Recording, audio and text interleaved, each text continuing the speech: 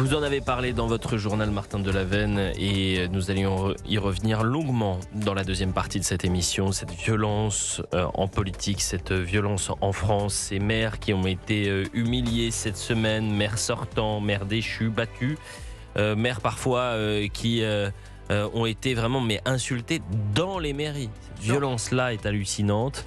Et pourquoi je disais, vous en avez parlé dans le journal, c'est qu'à Moncontour, dans les Côtes-d'Armor, le mandat d'Olivier Pellan aura été de courte durée. Élu dès le premier tour des municipales avec plus de 53% des voix, l'édile a choisi de démissionner moins de 2 semaines après son installation. Dans un communiqué, l'association des maires de Côtes-d'Armor a fait part de son choc, évoquant des attaques ciblant le domicile et le véhicule du personnel du maire. L'élément déclencheur serait la subvention d'une école privée d'enseignement catholique, comme l'explique Xavier Hamon, secrétaire général de l'Association des maires de France. Écoutez. Alors, semble-t-il, c'est le déclencheur et ça fait suite aussi, je dirais, à un contentieux plus historique puisqu'il a déjà été adjoint au maire en 2014. Il avait déjà subi des attaques. Après, c'est une décision. Il a été élu, je dirais, à la majorité par des suffrages, je dirais, par ses concitoyens. Donc, on se doit de respecter les décisions prises par l'élu qui font suite à de débats et à des discussions au sein d'un conseil municipal. Il souhaite avant tout se protéger, lui, et protéger sa famille. C'est pas parce qu'on s'engage et on souhaite s'engager pour sa commune, pour ses habitants, qu'on doit être source, je dirais, d'attaques personnelles, à la fois sur ses biens en tant que tels, mais aussi les attaques physiques ou verbales. Et Olivier Pellan, maire de Moncontour, démissionnaire, a écrit une lettre au préfet des Côtes-d'Armor. Il dit « On ne peut pas travailler dans de telles conditions, je dois protéger ma famille et mon couple. On ne sait pas de quoi les gens sont capables. » Et ça va être notre fil rouge, cette violence en politique, ce climat nauséabond, ces pompiers pyromanes. Nous y reviendrons en longueur, mais prenons ce cas très pratique.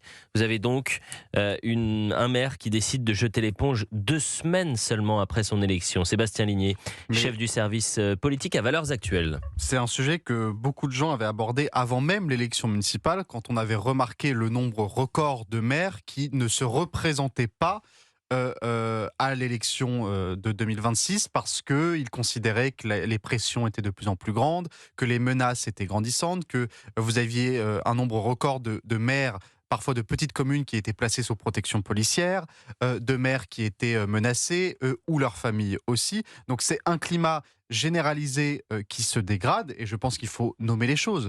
On ne parle pas de la violence en politique, on parle de la violence de l'extrême gauche en politique. Parce que, pardon, les images qu'on a vues toute la semaine dernière à Vaux-en-Velin, à Roubaix, ce sont toujours des cas où ce sont les municipalités LFI qui gagnent et qui, eux ou leur soutien, exfiltrent les maires sous les huées, sous les sifflets, voire parfois sous les insultes. C'est vraiment une logique de conquête, de dire maintenant on a gagné cette mairie, c'est chez nous, c'est notre territoire, et ceux qui ne sont pas d'accord avec nous doivent quitter ce territoire. Philippe Ballard, porte-parole du Rassemblement national, parle de cette violence en politique, cette violence qu'ont subi plusieurs maires sortantes, et pointe la responsabilité de la France insoumise.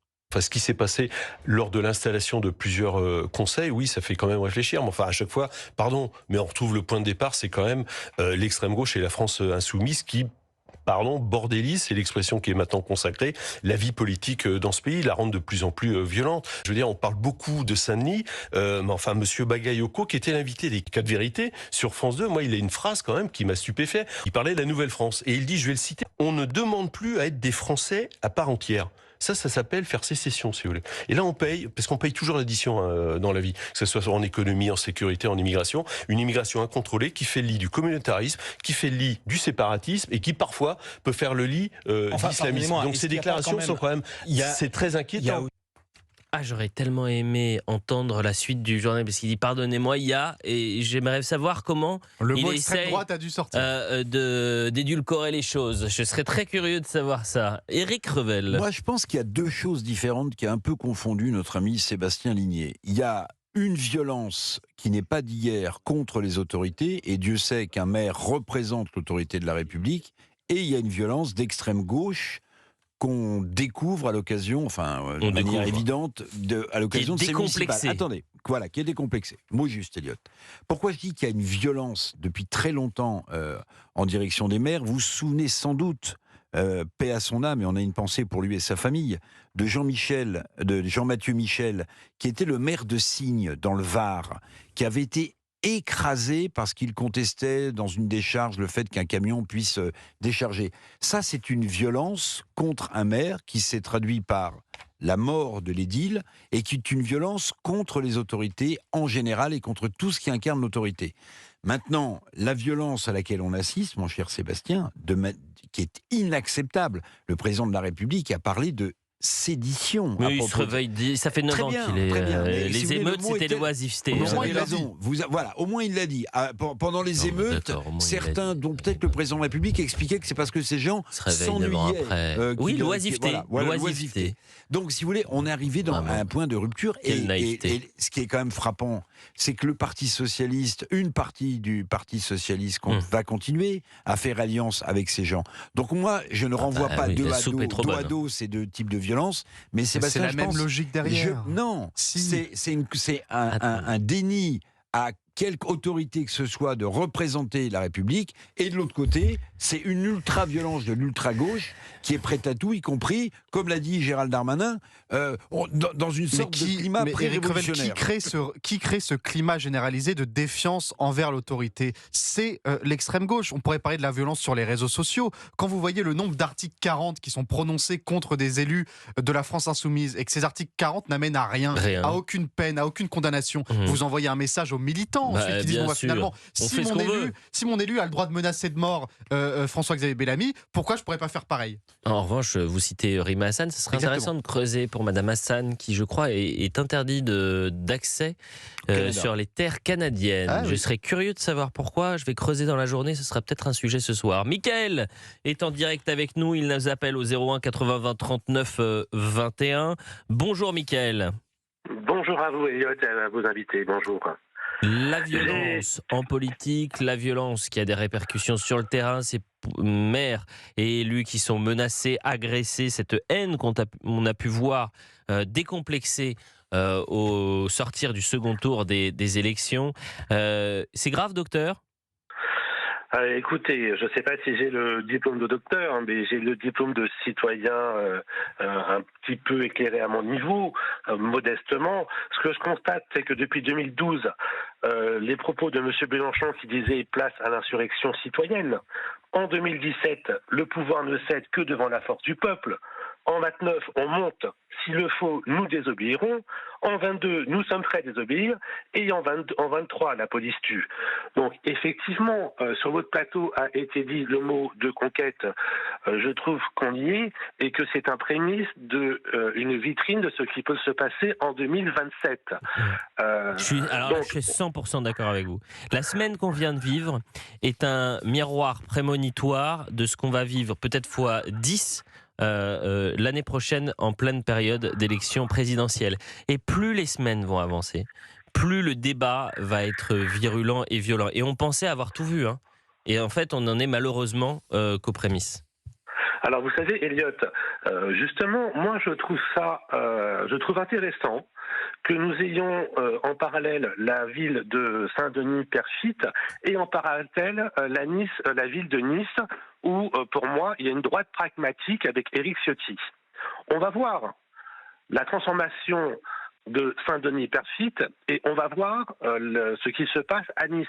Et ça sera un formidable éclairage, je pense, un formidable repère aux Français pour se faire une idée de ce qu'il peut y avoir sur 2027. Oui, sauf que vous n'avez pas les mêmes difficultés à Saint-Denis, économiques, sociales, sociétales, que dans une ville de Nice. En revanche, la dynamique, ça va être intéressant de voir quelle dynamique et quelle volonté vous voulez mettre.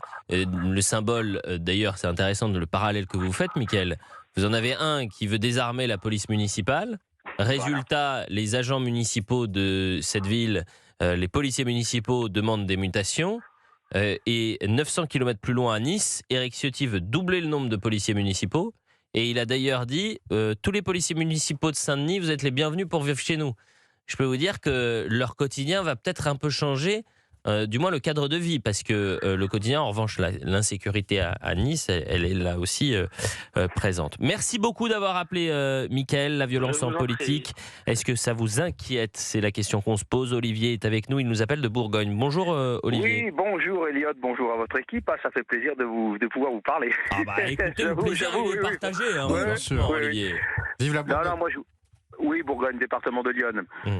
Moi, inquiété, pas forcément, parce que nous, ça, c'est relativement calme, je veux dire, mais en tant que citoyen, il y a quand même des questions à se poser par rapport à... Alors j'entendais d'ici 2027, mais comme on dit chez nous, d'ici 2027, il y a de l'eau encore à couler sous les ponts. Parce que quand on voit ce qui se passe, ça va monter, comme vous le dites, crescendo. Alors moi, je veux bien, mais ces gens-là, ils sont pas du tout sur un principe de base du vivre ensemble. Ça, c'est clair et net. Hein. Quand on voit ce qui s'est passé, les passation de pouvoir, là, pas plus tard que dans la semaine, là, le saccage de la mairie. Enfin, je veux dire, il y a un moment, mais c'est... Oui, non, mais il y a un moment, je sais pas, mais enfin, et en face, ça passe crème. Je veux dire, on dénonce. Alors ça, pour dénoncer avec la plus grande fermeté, c'est que des mots, mais il y a rien de fait, quoi. C'est insupportable. Alors il y a une formule, je sais pas ce que vous en pensez, Olivier. Moi, il y a une formule que je ne veux plus jamais entendre, c'est quand on touche à une mairie. On touche à la République. Quand on touche à un policier, on touche à la République. La République quand ne on reculera touche pas. à un professeur, on touche à la République. Cessons, arrêtez les formules. On touche souvent à la République. Oui, en ce moment, on touche beaucoup à la République, visiblement. Mais en revanche, après les formules, il se passe quoi? Rien. 2 ans et demi après les émeutes, vous avez la mairie de Fresnes qui est saccagée. On retrouve les mêmes images qu'au moment des émeutes. Tu casses, tu payes, je l'ai dit tout à l'heure. Je me répéterai jamais assez, mon œil, Olivier. Oui, non, mais ça c'est pareil. Je veux dire, toutes ces petites formules à l'eau de rose qui passent bien sur les plateaux, c'est du tartuffe, c'est de la tarte à la crème, quoi. Voilà, on fait des éléments de langage et puis on est content. Mais en fait, ce que l'on veut voir en tant que citoyen, c'est les résultats. Parce que je peux vous garantir que si c'était d'un autre bord politique que ça se passait, alors là, ce serait cash, ce serait directement, alors à tort ou à raison, ça je vais pas, mais ce serait dénoncé. Là pour le coup avec la plus grande fermeté et plus voyez déjà c'est pareil en parallèle ce qui se passe avec allez-y, en parallèle avec ce qui se passe allez-y avec ce qui se passe mot, Olivier, actuellement sur CNews là, ces histoires abracadabrantesques on en parle après la pause. Alors là c'est hallucinant, on en parle après la pause pour les auditeurs qui ne sont pas au courant. CNews qui est attaqué de toutes parts avec des séquences qui ont été prises. Vous prenez une partie de toute une réflexion qui a été faite par un psychologue qui s'appelle le docteur Dorido, c'est une séquence qui a été reprise par des comptes anonymes intimement liés à l'extrême gauche, relayée massivement par des responsables politiques de haut rang du PS et d'LFI. Ils sont mal à l'aise cette semaine, le PS et la France Insoumise. On voit à quel point aujourd'hui, parce que ça a été d'abord relayé sur les réseaux sociaux, les médias mainstream ont préféré ne pas en parler, mais CNews Europe 1, on a parlé de ce qui s'était passé cette semaine, de ces maires humiliés, attaqués, insultés, invectivés. Et donc, qu'est-ce qu'il y a? Il y a un contre-feu qui est allumé. Mais ce contre-feu, il est grotesque. On est en train d'expliquer que M. Dorido avait tenu des propos racistes à l'endroit du maire de Saint-Denis, Bali Bakayoko, ce qui n'était absolument pas le cas. Et pour les auditeurs qui ne sont pas au courant de ce qui s'est passé, je vous explique tout dans quelques instants. Restez avec nous. Nous allons parler du climat politique, c'est notre fil rouge, ce climat ultra-violent. À tel point qu'aujourd'hui, des journalistes sont mis en difficulté par des responsables politiques qui ne supportent pas ou supportent plus la liberté d'expression. C'est une doctrine de tordre le cou à la réalité, au réel, et d'essayer de tronquer des séquences. La France Insoumise, ils sont pas en grande forme cette semaine. Déjà, les élections municipales, il y a un échec parce qu'il y a un effet repoussoir lorsqu'ils s'unissent avec la France, avec le Parti socialiste, le lapsus révélateur. Et puis il y a également toute la séquence politique de la semaine à Saint-Denis. Vous avez un maire qui vient à peine d'arriver et qui dit je vais désarmer une partie de ma police municipale. 2 Français sur 3 sont contre. Il prévient les agents municipaux qui seraient contre ces idées. C'est soit les mettre au pas, soit c'est les mettre à la porte. Il a été rappelé à l'ordre par des ministres, par l'État. Donc c'est pas n'importe quoi. Et vous avez des dizaines d'agents de la police municipale de Saint-Denis qui aspire à être muté. C'est pas une semaine très simple comme pour un début de mandat en tant que maire de Saint-Denis. Alors, lorsque tout cela est relayé, il faut créer des contre-feux. Et il faut essayer de détourner l'attention sur d'autres situations. Vendredi soir, il s'avère qu'il y avait un psychologue qui était invité pour parler. D'ailleurs, il ne parlait même pas au départ, il n'était pas invité pour ce sujet-là. Il parlait de Loana, le psychologue Jean Dorido, qui s'est exprimé au sujet du nouveau maire de la France Insoumise, mais plus généralement de la société en France. Il a eu une réflexion autour qui a été jugée raciste. D'ailleurs, je crois que Bali Bagayoko souhaite déposer plainte. Je serais très curieux de voir ce que va dire la justice. Il y a une petite séquence qui a été reprise sur les réseaux sociaux, mais ils ont oublié toute la deuxième partie, c'est-à-dire toute la séquence en long, où Olivier de Carenfleck, le présentateur de CNews, s'est rendu compte que ça commençait à circuler, que c'était malhonnête sur les réseaux sociaux, pour dire attention, précisez ce que vous venez de dire sur les homo sapiens, etc., sur d'où viennent les humains. Ils s'incluent dedans, ils disent nous sommes tous des homo sapiens, précisez parce que ça peut être mal interprété. Et bien évidemment, cette séquence-là n'a pas été utilisée. Donc on est sur une manipulation d'une séquence en télévision. Ça s'appelle une fake news. Écoutez.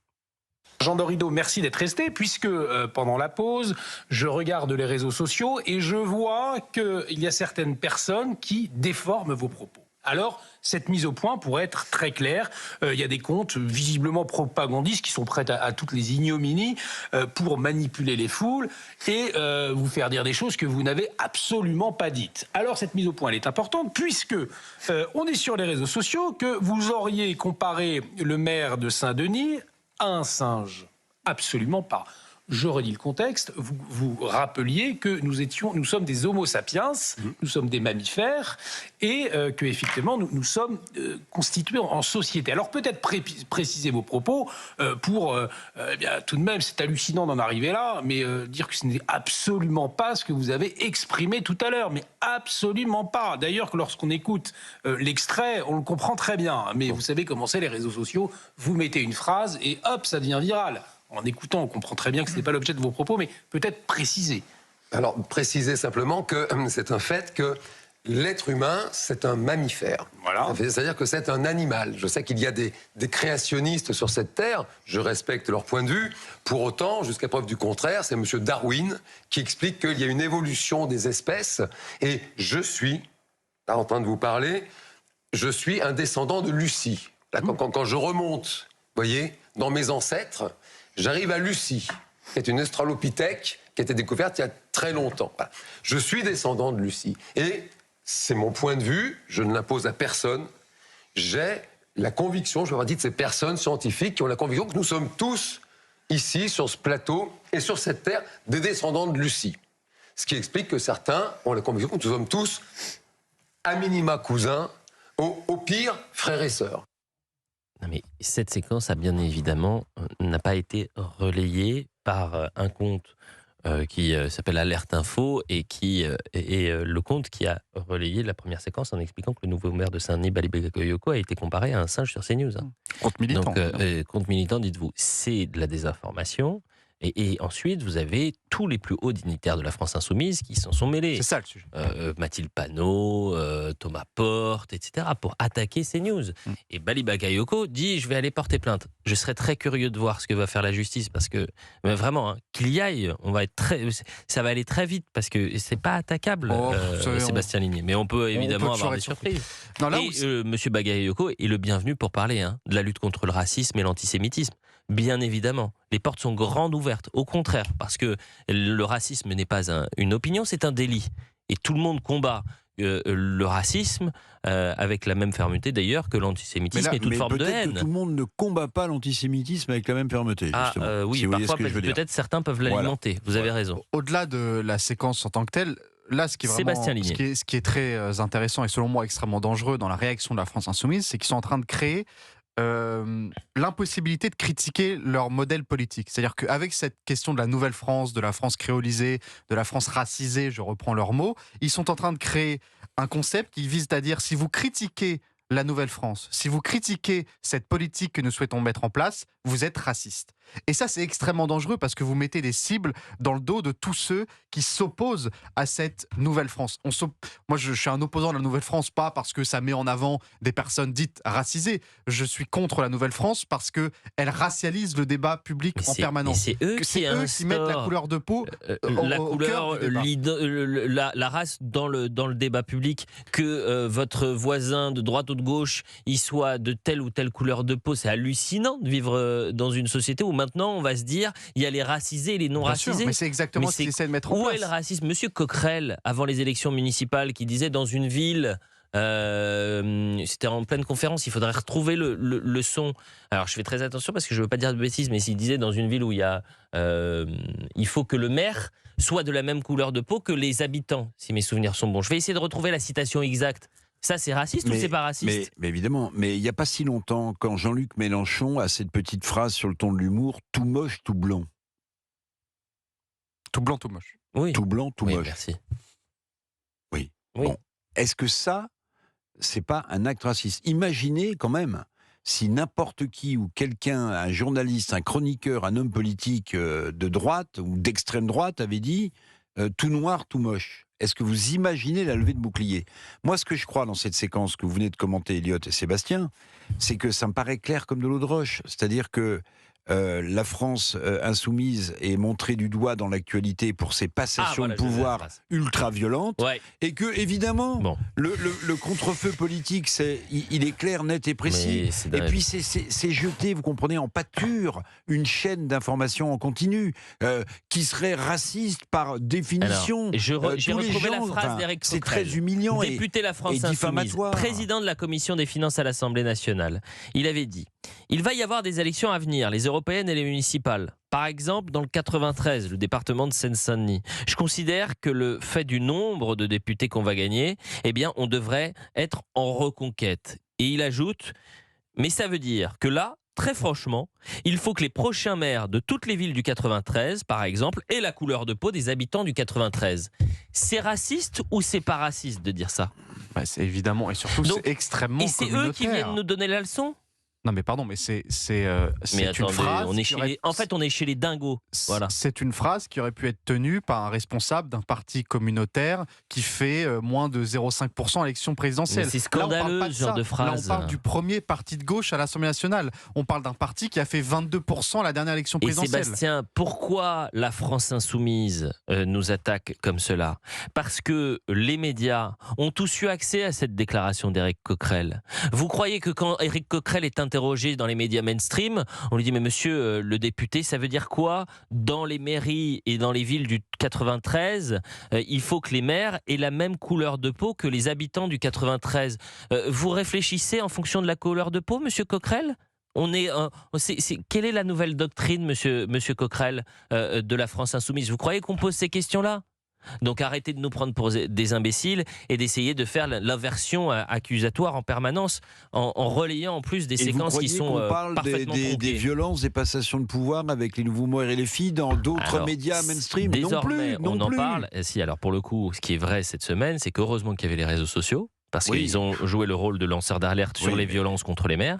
Ensuite, Europe 1, CNews a été le relais, en ayant les confirmations évidemment que ça s'est passé, et de tendre le micro vers ces maires qui ont été agressés.